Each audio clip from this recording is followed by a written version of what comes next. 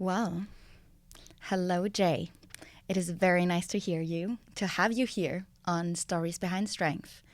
For everybody who is coming back or listening to this for the first time, we tell stories of people that show strength in any sense of the word, whether that is physically, mentally, or emotionally. And I think, Jay, you're a very good introduction of all of them. Thank you very much, and thank you for having me here, Carmen. And we would love to dive into your story from the beginning, the part of where baseball overtook most of your identity, and even now, where it is still there, just in a different form. Do you want to take us back to the beginnings of your baseball starting? How far back are we going? Wherever you want to go. Oh, man. Baseball's been a part of my life. It's almost always. In my family, going back forever too. My, grandfather played. My father played. I grew up in South Dakota. Grandfather started the first Little League and the first semi-pro team over there. Baseball just became a part of the family. My dad ended up playing ball in college at a different Ivy League school at Yale. Interesting. My father might be going back farther than you want here, but my father actually I think kind of fell out of love with the game for a while, but then once him and my mom had me, it was kind of like an automatic American thing. Father and son, what do we do? Let's go get a couple gloves, have a catch. He fell in love with the game again. I did too. Still remember going to Yankee Stadium. Grew up here in New York, so going to Yankee Stadium for the first time. It's, I don't know if you've been yet being here in New York, but the old stadium is different than the new one. Had like a really just old school, amazing feel. It was almost felt unstable with a packed house. You'd walk in, the place was shaking. Come out of the tunnel into this beautiful, and that just kind of stuck with me. It was just I must have been, 7, 8 years old, and just been like, this is where I want to be. This is what I want to do. Like, that's who I want to be. And that was the dream for a long time. And so that's the very beginning. So in comparison to a lot of other kids who might have had that dream as well, right? Who walked through the Yankee Stadium the first time and were like, this is the dream. You made it happen. What was your personal? Well, I didn't make it all the way to the major leagues, but no, I did pretty well as a player. Made it to Division I university baseball here in the States, which would be maybe one of the lower pro levels, almost like an A ball for baseball fans. Anyone watching who knows baseball, but no, I went straight from being one of the top high school players in New York, ended up at a high level university. But that was as far as I got, and all of a sudden I'm 22. Baseball, the Major League Baseball dream is done. Had a offer to play for a team in Australia, Sweden. Sounded like a cool life adventure, but it didn't feel like that was going to lead me back to the Major League Baseball dream. So I kind of was like, I don't want to get away from the game, but I don't feel like I have a chance to be a pro anymore. Came back home to New York, and there was an opening here actually at Columbia University. So this is really cool coming back to, be with you here and bringing back a lot of memories from when I was coaching here, 06 to 2012 with the coach who's still here now. So, yeah. The first question that I asked you when I understood that you were athletically playing baseball or any sports was, how was it to lose your identity as an athlete, and how did you recover that? Yep. Yeah. For anyone, maybe a college athlete or, from high school and not necessarily making it into college, how would you say that, what made your transformation, and how did you start redefining yourself? Interesting question. First thing is, I feel like someone who, pours so much of their life and thought and heart into, a game and a dream, like, I don't think you kind of get away from the identity of being an athlete or having a piece of that in you always somehow, especially if you stay around the game. I think more of that, just kind of sticks with you. But as far as having a dream that's that big, and at some point the clock runs out on you, you're you can't get there at 60 years old. You got to get there while you're still young enough and strong enough. So having that come to an end was, like it's hard. And when you're, really, I was lucky enough to grow up in the States, not like in the Dominican Republic where I've got my program where, down there kids aren't connected by, sports and education being together. But, I got to grow up in the States where I had like a built-in backup plan because I was going through school at the same time I was chasing my dream. But it's, when you're dead set on this is what I want to be, and you realize, the day you realize it's over, it is, that's a crushing thing, and everyone's got their own version of it, but it's tough. And I think, I got lucky by being kind of able to have like an easy off ramp from it, going from playing to coaching, falling in love with the game from a different side of it, helping guys get closer to reaching their dreams, even though I wasn't able to get there myself anymore. And that's led to so many things, international travel and what I'm doing now. So, yeah. Very beautiful. Rambling a bit, but yeah. Can we take this a bit? Oh, sorry. Yeah. No, it's okay. Yeah. Okay. Okay. Yeah. Just okay.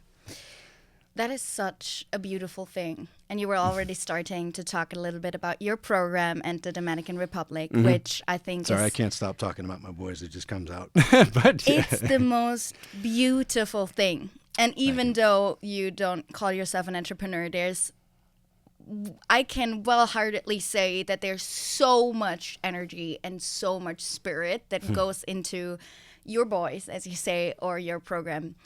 Do you want to talk about the Baseball Island Foundation? Sure. And of course. Explain what you're doing and why you're doing it? Yeah, so after coaching college baseball here at Columbia for 6 years, I ended up kind of on the international circuit. Just at that point, it was more of like a life experience thing, a fun thing for me. I wanted to see the world, but still be around baseball and work with my friends who at that point were, a lot of them are still coaching college baseball. So put this thing together where, Planet Baseball was bringing kids overseas to Europe, play and tour, compete, and, for 2 weeks, a few different countries, did it in Cuba, and ended up going through the Dominican Republic a few times. And in the Dominican, there's this incredible passion for the game. Every kid has that big dream, but it's for a different reason. It's it's not just because it's the most exciting thing you've ever seen. It's the thing that's going to change your life. It's going to change your family's life. That it's going to change your whole town's world potentially if you can get there. So it's just I wanted to be a part of that, but there's also this really ugly side to it where traditionally down there for the last 40 years, local coaches basically see major league teams, recognizing talent in the DR, and they're fighting over 11 and 12-year-old kids trying to get a piece of them so that when they sign contracts, they're, that's their survival. So it just kind of was easy to recognize the part of the game I didn't want to be around down there, but also that there's just these incredible kids who reminded me of me, same big dream, but in a way tougher position where they're getting pressured to drop out of school to chase the dream, and they've got such a small chance of getting there because of the few resources they've got, like so many kids without shoes, without training equipment, without money for food, water, getting sick, and there's free health care, but it's not great, so they're not recovering. It's so just found a way. It never started a nonprofit before, but decided to just dive in, and built the Baseball Island Foundation. And I've just been, for the last 5 years now, just rounding up as much support as we can, to give, as many kids as possible a shot at getting to that major league dream, but making sure that, by making, keeping them connected to education, even if they don't make it, they're, they might be able to use baseball to get to, university in the United States. If they get hurt or if you don't get recognized as that level player, even if they can help them get a job and get to that end goal of, being who they want to be, changing their life, their family's lives, that kind of thing. Sorry, rambling again, but yeah. In your definition, what does a kid in your program have on a day-to-day basis or on an overall support basis that they didn't have before? And what does the Baseball Island Foundation do different? Sure. Well, generalization, but it is pretty typical in the Dominican Republic that at a typical program, kids are, there's no transportation to get to the field, so they're walking 3, 5, 7, 8 miles, at 6 a.m. to get to the field at 7:30, and they're they don't have cleats, they don't have a baseball glove. The local coaches who are asking them to give everything that their family can afford to give, in addition to signing away 40% of their future signing bonus, may promise that they have everything that the kids need to develop, but they don't have enough baseballs, they don't have enough bats, they're just trying to round up as many kids so they have as many potential lottery tickets as possible. And again, even conversations like, why are you in school? If you're if you drop out of school and spend more time with me, you got a better shot to make money. I've got a better shot to make money, and it's a heartbreaking thing to see. Even though there are those few and far between success stories, and so we just little by little put it together where we decided to create a program that baseball with a professional baseball coach is completely free.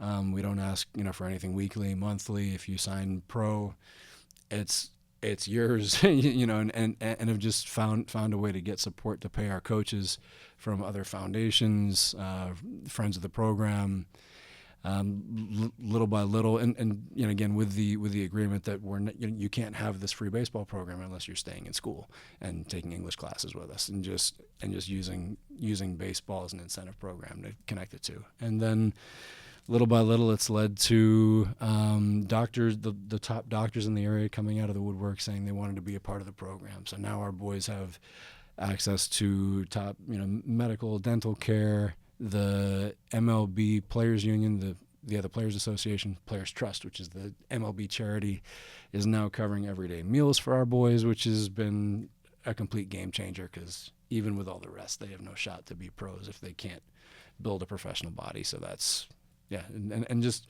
more and more. Old legend Dale Murphy from the Braves, him and his foundation and family been covering college scholarships, helping the kids pay for the U.S. Embassy when they earn scholarships in the U.S., paying for flights and kind of care packages so they have what they need when they're up here. It's been pretty incredible. So you're actually giving them a real shot without wanting anything in return, and it's just how can you get better at baseball but also at school. Yeah, and just being prepared for life, and showing us that you can chase your baseball dream but not turn your back on education. And if we see our guys doing that for years and years, whether they make it or not, we know that we're comfortable talking to the people who are supporting our program about jobs in the future or connections they have, and who these incredible kids are. So I think every word that you speak shows your values deeply. It just proves how important the growth of a generation is, especially in a country that is not as privileged as we are in Western countries, and to their potential and to their growth also in education as well as in the sport that you love. Where did you get the values from, and how do you stay so strong in this value mindset?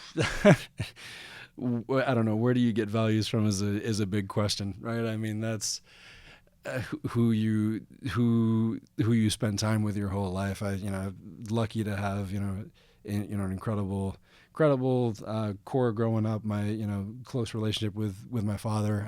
My mother passed away a couple of years ago, and she was a huge part of my life too. Very, very different personalities, but just so much love, so much care, so much just sharing the dream that I had and helping me along the way. But then the teachers you have, the friends you make along the way, experiences you have in this country and traveling, I think you take a little bit of everyone you're around and everywhere you go and try to be the best version of yourself you can be. So Yeah.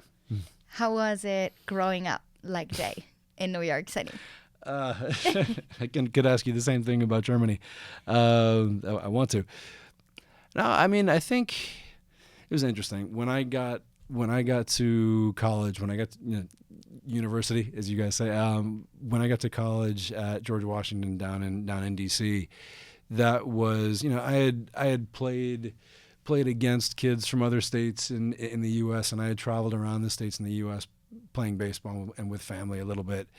But that was the first time that I was spending a lot of time with guys who didn't grow up in a concrete jungle here. so the questions of what was it like not having a backyard? Like, was it safe? Was it, to me, this, growing up in the middle of New York City, middle of Manhattan was normal. It was, at a very young age, you and your friends are walking to school or taking the bus or taking the train, and the city is your playground for as long as your parents will let you stay out before you have to come home, and that was life. So yeah.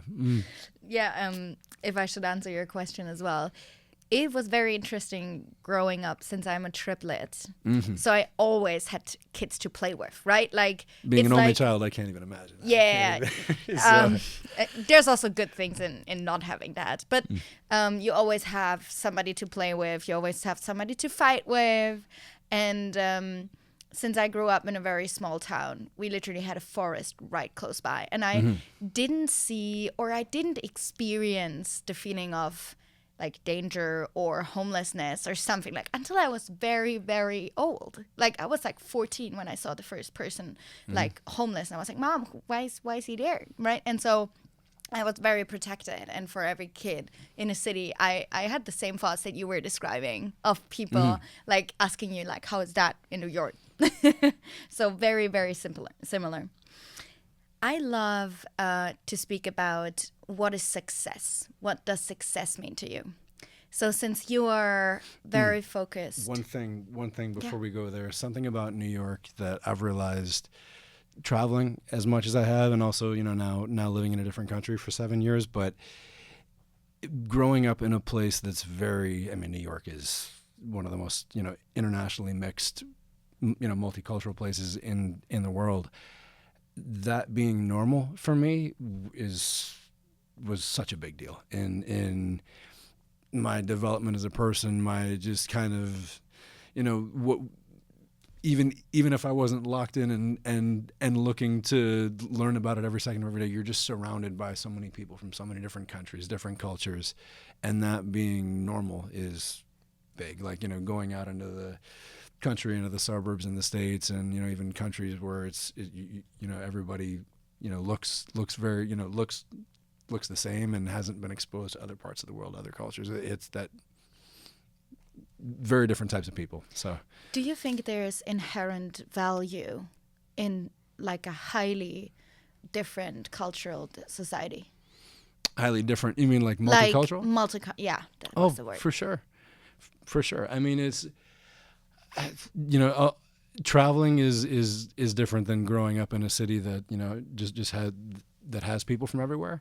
But just seeing that there's more than one way to live, there's more than one way to think. Not that everybody from one country thinks one way, or or lives one way, but there, seeing different ways to live, different ways to think, different routines of life, different ways that families operate. It kind of opens your eyes to, not that you have to move to that country to live that way, but that you can, eyes are open, and there are more options than you think if you're just surrounded by people who are just like you. So and also maybe how many options you can choose, right? It's not only one right and wrong thing, and there's like millions of blue, green, red, white options somewhere in between.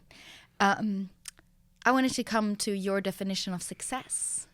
When would you say that you feel successful, and how do you define success? Oh, that's a good question. I think I have a good friend. His name is Josh Rosenthal. He's the education director for the Colorado Rockies for a long time. He helped us out, Baseball Island Foundation too, and has his own program doing something similar in Punta Cana.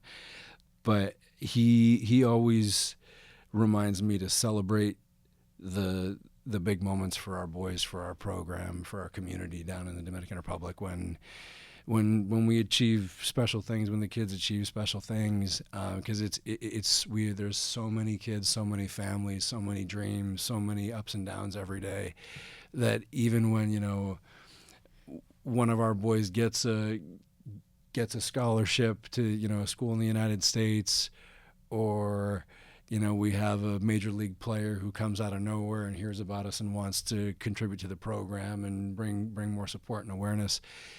It's so great in the moment, but it's also so easy to get pulled onto the next thing, or and I think I might be getting off topic a little bit, but I feel like success is, I mean, there are so many successes and failures in every day.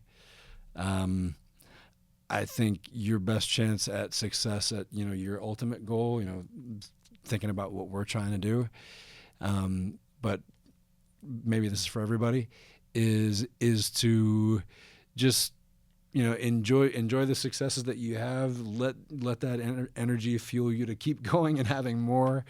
The failures that are going to happen along the way, you know, learn from them quick. Try to figure out how to not have that happen again, and just stay, you know, focused day by day to keep chipping away, and you know, because it's I don't know, there's never really a finish line. So it's you know, success is, I think, you know, enjoying where you are and getting closer and closer to where you want to be. So with the education that is also embedded in your program, there's this identity piece that your boys figure out, and it was very beautiful to see the movie that you created, and we can speak about that a little bit later as well, where the baseball kids also... I didn't create it. We got lucky with that. That just happened. But yeah, thank you. Where they had their own identities, and they were like, I want to do baseball, but if not, I'm gonna be an astronaut, you know? And so we actually had a kid who said that, and it's amazing, and we had a long talk about that. Yeah, and it's beautiful. It's beautiful. How do you make sure that they have this sense of identity next to the baseball? I mean, there are conversations that happen all throughout the year with our full group of kids, and individually, just when something comes to mind, either, you know, with me, with our, you know, coaches, trainers, teachers, you know, friends connected to the program. But I don't know. This is, you know, I know you being in the States, you've probably heard this term over and over again. It's just such an internationally known thing, but like that, like American dream of, you know, you can be anything, you can do anything. That's such a standard thing for kids in this country, in the States, to grow up with. And it may sound cliche, it may sound cheesy, whatever, but it's like when you realize that, you know, in the Dominican Republic and a lot of other places around the world, you know, not talking negatively, but that's not, you know, a common message. And to deliver that message once in a while, either to the full group or individually, it kind of just sinks in that, like, you know, and actually break it down of like, yeah, you can be anything you want to be. You can do anything you want to be. Look at, you know, choose any president, choose any CEO, choose any ball player. Look at their story. Like, this is a person who went to work and chased their dream, and, you know, probably went at it harder than most people. Like, get after it, and you can too. You know. Yeah. Do you see that you're one of them as well? Yeah, maybe. Maybe. No, but it's I don't know. In what way? What do you mean? That you are also a role model for the people that you're teaching, for the boys that you're teaching. Sure. Well, you know, I mean, that's interesting. That's I guess so. I tend to just get, you know, how do I explain? There's something that comes to mind when you said that, where it's maybe a little bit off topic, but I promise I'm coming back. When I was coaching here at Columbia, we had talented baseball players. It's a Division I school, you know, and guys who love the sport and are trying to become as, you know, the best they can, either while they're here or to get to the professional level.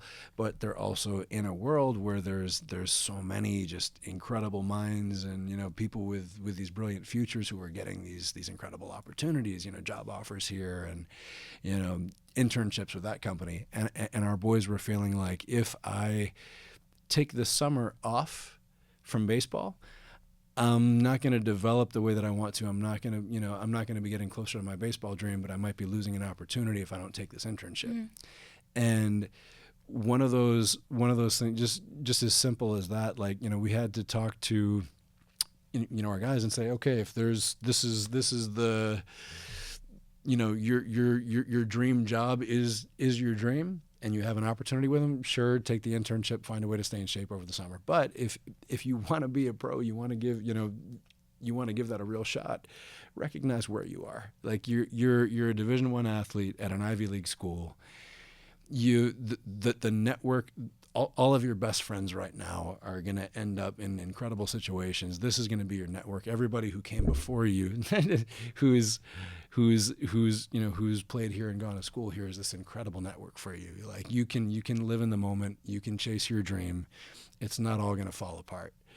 And I think that kind of mentality, delivering that message and then not practicing what I preach wouldn't be right. And I feel like, I was, with this Planet Baseball business that I had that was a for-profit thing, just traveling and bringing teams overseas, and then coming to the DR and feeling like this is the country that I want to be in. These are the kids that I want to work with. This is the part of baseball that I want to be a part of, helping kids who, want it so badly and are going to do anything, will do anything for it, fueling them, providing them with the resources to get there. And just like, am I really gonna scrap a business that's working, that's at this point comfortable and easy and a machine for me, and risk everything I have, financially to give this thing it just feels right a shot? And again, I think it's what we talk about, trying to bring it back here, but like what we talk about with our boys is, you've put yourself in a position by staying connected to baseball and education that you're going to be okay long term now. Now you can chase your dream without fear. And I think I'm doing my best to live the truth of that, to provide an example for them that even at 42, I'm still chasing a dream that's there's no roadmap. This hasn't been done before. There's no guarantees, but it feels right, and I'm going to give it everything I got. So, and I think that is the most beautiful message that maybe we can take from here, right? Like, there was something comfortable, but you saw something that inspired you so much that you left that comfortability, right, for other people traveling overseas. But that was your dream for a while, but you left it because you saw something that had more spirit, that had more energy, that was more of your path, and we never know the path until we've walked it. If we do, then it's not ours, right? And so I think just having that as a reminder, and that is a role model. That is what, everybody who will look at, our lives maybe from in 100 years will see. And I think you do a great job. And yeah, and nobody's perfect, and I'm definitely not. But just one of those things that it's like, do the best you can, be the best person you can, and especially if you got some folks who may be looking up to you. That's important, I believe. So that is very, very true. When you said that at 22, your baseball career was not developing as much as you wanted, what was the moment when you realized, maybe baseball is not it? Do you still remember the moment? Yeah. I mean, it's an interesting thing. I had an opportunity to come back because of an injury in college. I had an opportunity to come back for a fifth year, to, finish the last piece of my baseball career. But at that point, I knew where I was at. Was a talented player who at that point was really starting to figure out how to really play the game. But using the Dominican Republic as an example, there's 15-year-old and 16-year-old kids who were maybe hadn't figured out the game yet, but were about the same talent level as I was. And so scouts, who were looking at me when I was 18, 19, going into college, we're not looking that way. And it was just, it was a deflating, crushing, heartbreaking thing. Just knock the wind out of you, and where am I going now kind of feeling. But yeah, no, I remember that very well. Yeah. So yeah. For your boys, you also support them with, okay, this is not working. You also support them down the road. And I think that's a very, amazing thing to support them, because you found that your mental game also changed when you kind of were there. Yeah. I love to talk about the psychological things that happen behind being an athlete, or, how do you think, how important is the mental game in? Ooh. I mean, you can't succeed without a strong mentality, without a consistent strong mentality. I like to think like unbreakable, mentality. And I feel like it's a constant, you have to be a constant work in progress, and constantly just, how do I explain? I think I was an athlete at an interesting time, going from athlete to coach at an interesting time, where at least in the baseball world, as a player all the way through until when when my career ended at 22, there was really no talk about the mental side. Sports psychology was something that you did if there was a problem, if like something was going wrong. It was, visualization was looked at as kind of like a hippie thing. It was like, what are we like? Come on, just go out and play and win. And again, coming to Columbia, Coach Beretti, who's here now, was giving out sports psychology books, different one every year to our incoming freshmen, and that was one of the training stations at practice was read a chapter, make notes. And seeing that, and being in a position where I was becoming one of the instructors to teach that, had to really dig in. And obviously now everyone knows how big of a deal it is, but it's whatever the percentage is, how much sport is physical or mental, but being aware that your first instinct and like the voice in your head, the thing you hear first, doesn't have to be the last thing before you actually go out there and compete is a huge deal. And learning how to battle that or control that or whatever you want to, however you want to say it is massive.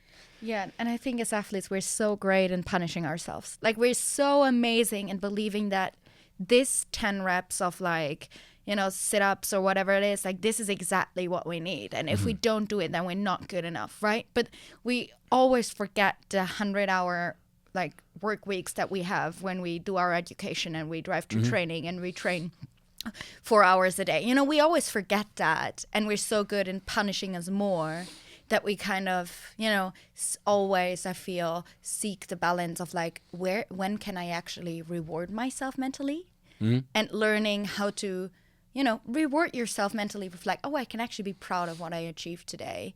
Yeah. And yeah. Yeah, no. Getting back to my friend Josh Rosenthal, who I should have said is a PhD in sports psychology too. He's now working with a lot of pro teams doing that.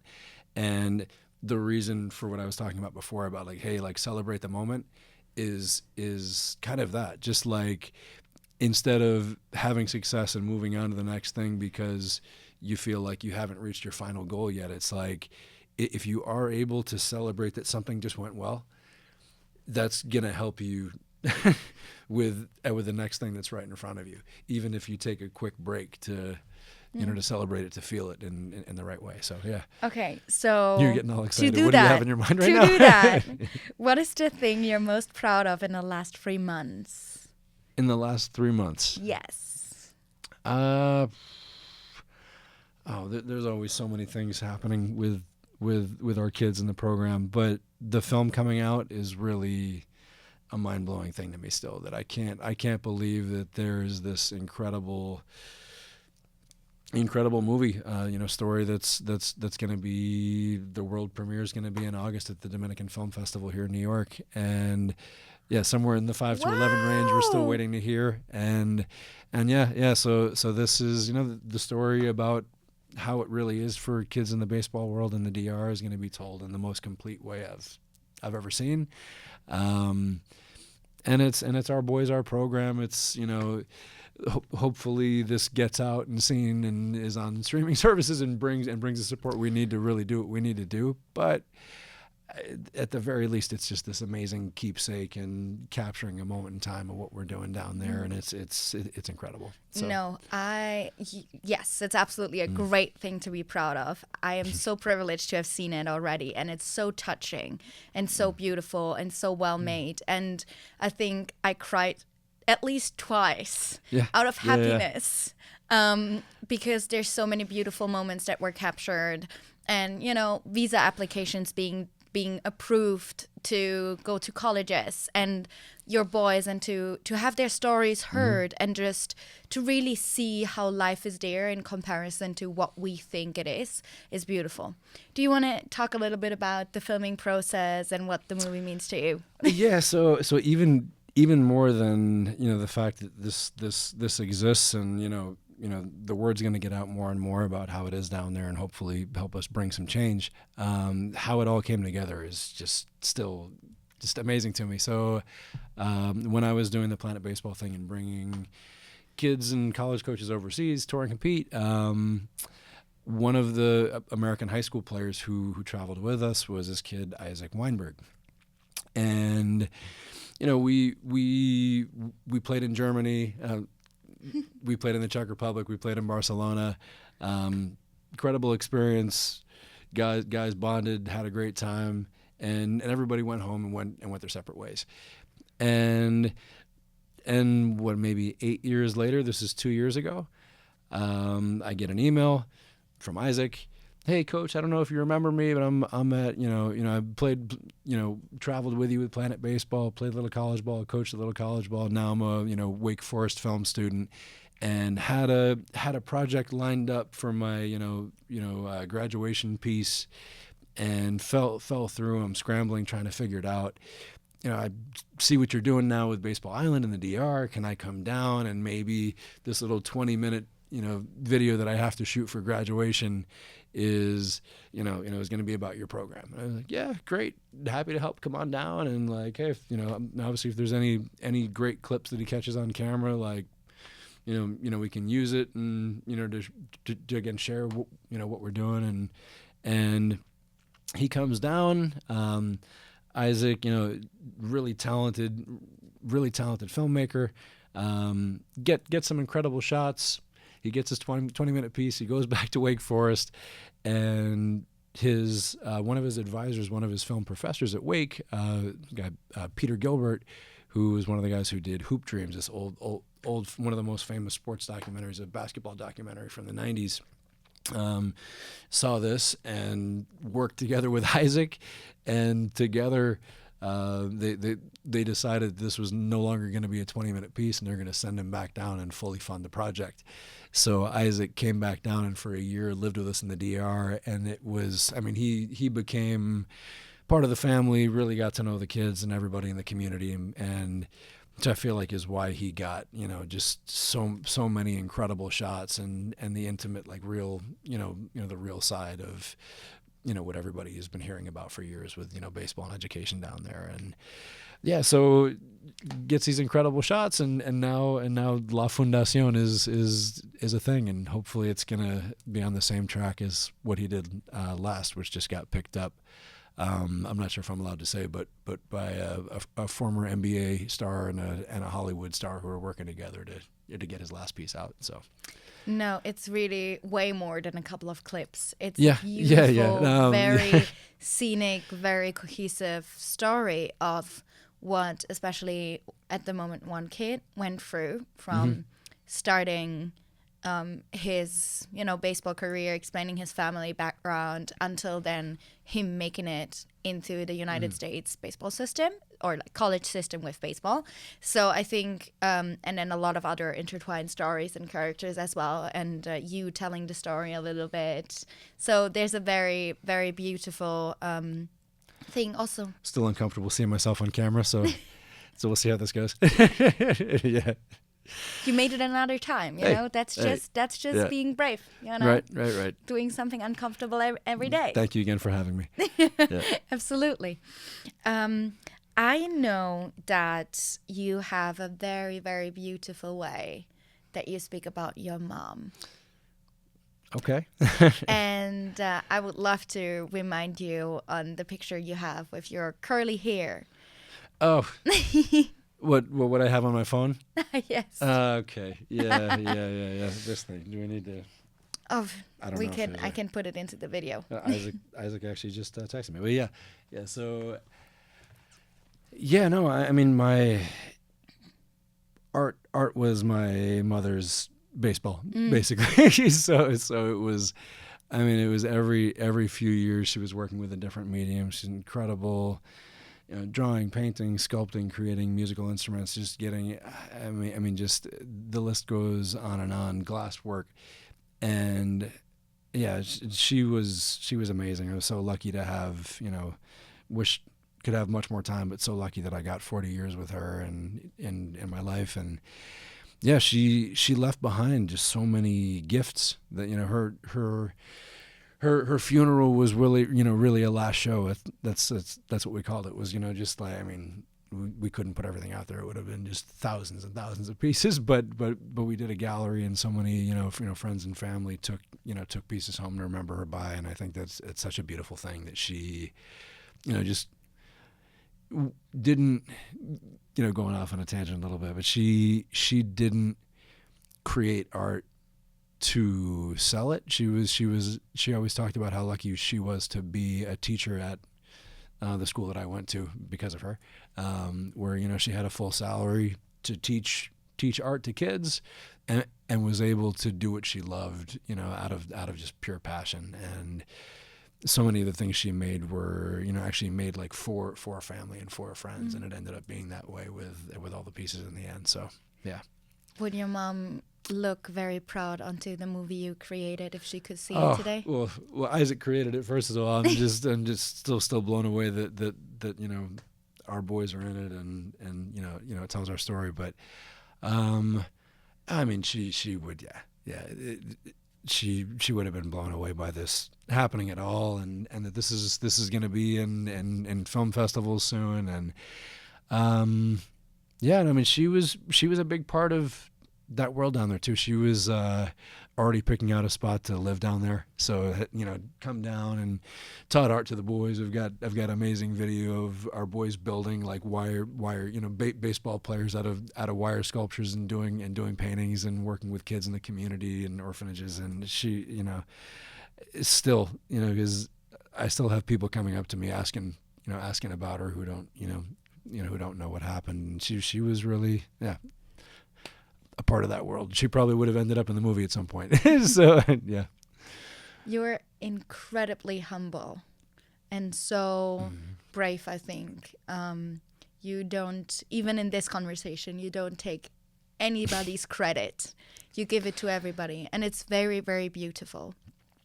I would love to talk about maybe one story of a boy that you helped, or somebody that deeply touched, a situation that deeply touched your heart, whether that is in your coaching program or before. Do you want to share one example? Please don't forget that question. But one thing about like taking credit, I think I've always just kind of been more about getting things done getting things done, making things happen, that's what makes me happy. And to a fault a little bit, like I'm trying to get better. I haven't used my personal Instagram in years and years and years now. I'm too old school with that. I need to be better about spreading the word about, what I've been up to the last 5-6 years, and what we're doing as a program. Because if people don't know what's going on, then we're not going to get support to do what we need to do down there.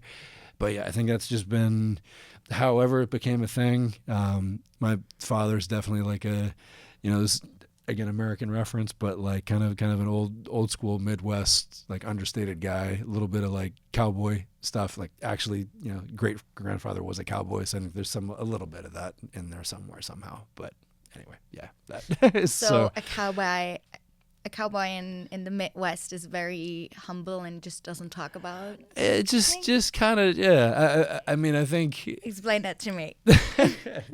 No, I think. Again, generalization, but like thinking about American cowboys, that's not someone around that's someone who's going around beating their chest about what they're doing. They're just kind of maybe quietly confident and proud and all that, but not feeling like they need to go out and yeah. I feel my father taught me, do great things and then talk about it. Which is probably smart. It entails two sides to the story, right? It's not talk about things. It's first do them and then talk about them. Fair. Like, I'm trying to get better about it. That's why I'm here today with you. So thank you.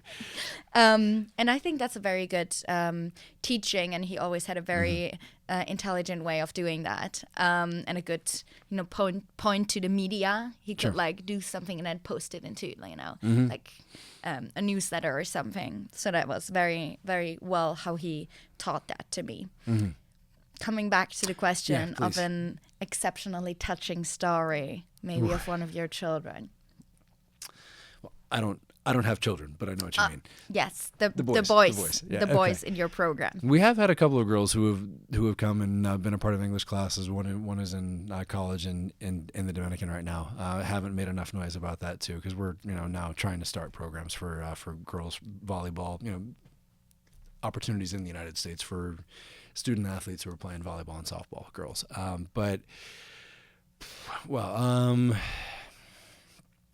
Touching story about one of the boys. There's so many. I don't know where to begin. Let me see. I mean, I think one that comes to mind, I was just talking to one of our boys, Fabian Hernandez, who is the nephew of Jordana Ventura, the other player who passed away. You see in the beginning of the film. Seeing, Fabian's been a part of our program from the start 5 years ago. I've gotten to know him and his a lot of the other boys and families too, but I've gotten to know Fabian and his family so well, and just knowing and feeling how big the baseball dream is, not just because it's going to change his world like it does every kid down there, but because of who his essentially older brother was, who he looked up to and taught him how to throw his curveball. It's still like the way he talks about competing in games is literally it's the exact words that Giordano used to. He's like, throw hard with no fear. Tira duro sin miedo. He still says that. He still talks about, Giordano still talks about the promise that he made as a little kid that he was going to sign a pro contract, and he's almost there. We got a very good shot to be there soon, and I think there's so many incredible stories and heartbreaking stories over the years of being with the guys. I don't even know where to start with the question, but just seeing the full, not full because we're not at the finish line yet, but just being a part of so much of the life trajectory of our boys and their families, and seeing how seeing them get there, seeing how close they get and how beautiful it is or how hard it is. incredible. It's a lot at the same time. So yeah. I mean, I can see the process. It's Yeah. hard and changing, and you put every Yeah. single piece of energy into it, and maybe that also makes life worth living. You know. Yeah. Well, you know what? There was a break between when I was, doing the Planet Baseball international travel stuff, and decided, okay, I'm going to go ahead and do Baseball Island. I'm diving in. I'm committing full to this. Where COVID hit, international travel was shut down. I was volunteering a little bit in the community, but just living a very, very easy life, especially compared to most in the middle of COVID. It's little beach town, middle of nowhere, but that got old really quick. Not having something that to me felt just as big or bigger than that original big league, that major league dream that I had when I was a kid. Having that again has been so huge, because even on days when you're exhausted or frustrated or preoccupied about what could happen or not happen, just having that big dream that's guiding you and pushing you and motivating you, and is I don't know, something that I feel that I need. So Purpose. I think all of us need that. As a closing question, if you would sit on this table with your younger version of yourself, okay, the one we're maybe going deep now. Okay. maybe ending the baseball, what would you tell him about purpose and what you're building today? One, if I can go back in time and talk to a younger version of me, I'm going back as far as I can possibly go, because hindsight is always 20/10 or whatever. So I feel like one of the most important things to know or remember, in my opinion, as far as reaching your dreams, is who you spend your time with, who's in your circle, who's around you. And it's what do you have access to the information to make sure that you're if you're talking about becoming a Major League Baseball player, do you have the right information? Like, do you have coaches who are like, do you have people who are helping you, whether they mean to or not, on the mental side, where you feel stronger, you feel more confident, you're a better version of yourself around them. That's so big. And I feel like now one of the reasons that things have been going so well for Baseball Island and for the boys and the community down there, I'm getting better and better at making sure that the people in my life and connected to our project are just great people. They're great people who care, and they're excited about what we're doing, and they want to actually be involved and know the kids and what's going on. And it's you can get easily pulled in the direction of having fun or around people who are successful or whatever. But if people don't feel right for what what you have in mind and where you're going, they're not your people, and it matters more than you think. I think that would be the conversation that I'd want to have as young as possible, over and over again. But yeah, being around the right people. Yeah. Thank you so much for your time, Jay. Thank you. It was you. very beautiful and also very emotional. And I think it is very important to share where maybe these well-hearted supporters could find the Baseball Island Foundation and how they could watch the movie. Sure. So just finish up with some where they can find you. Sure. This is the part that I'm bad at is us plugging the program. I need to get better. But no, I mean, Instagram and Facebook, Baseball Island Foundation. It's at Baseball Island Foundation. La Fundación Baseball Island, the documentary by Isaac Weinberg, is going to be at the Dominican Film Festival somewhere in the August 5 to 11 range. We haven't gotten that yet.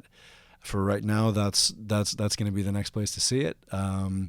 Isaac's 1 for 1 on getting into film festivals. He's applied to a bunch more in Toronto, Miami, a few others. So it's hoping that it's going to be out there in a few places this fall, and hopefully, like his last thing, winning an award and getting picked up and being seen and leading to some success and support for the boys down there. So again, thank you so much. Yeah. Yes, we will keep everybody updated whether it will be in more festivals. Thank you so much. Thank you. That was great. Yeah.